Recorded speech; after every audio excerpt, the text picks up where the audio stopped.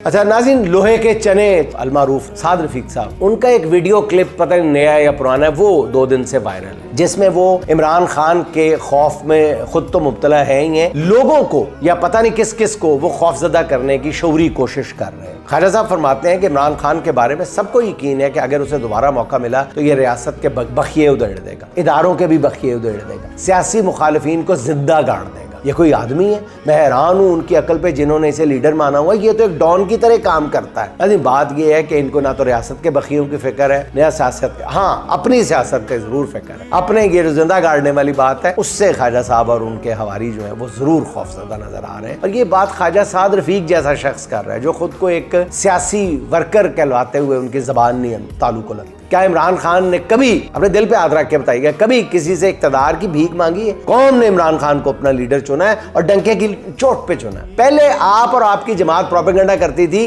कि इमरान खान खिलाड़ी है, ये बिल्कुल अनाड़ी है, इसे हुकूमत दी गई तो ये मुल्क बर्बाद कर देगा, दिवालिया कर देगा। मगर फिर क्या हुआ?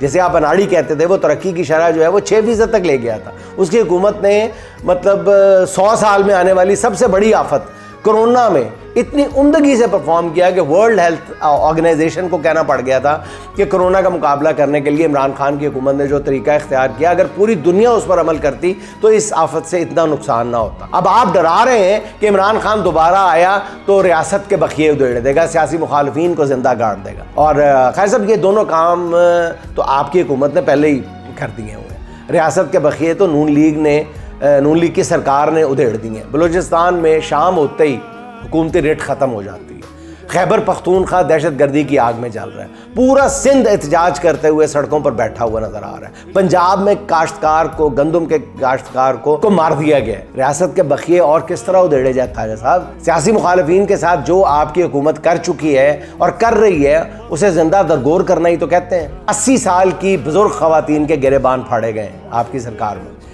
जवान बच्चियों को वालिदैन के सामने घरों से उठाया गया, निहत्ते कारकुनों पर गोलियां चलाई गई। इससे ज्यादा जिंदा दरगोर करना किसको कहते हैं? जिंदा गाड़ देंगे, जिंदा गाड़ देगा इमरान खान। जिंदा आपने गाड़ दिया है, हर चीज को जिंदा गाड़ दिया आपने। खैर साहब, ऐसी बात करें जिसमें कोई वजन हो, वरना फिर मैं नहीं कहता तो लोग तो कहेंगे कि चांद पर थूका अपने मुंह पे ही आता है।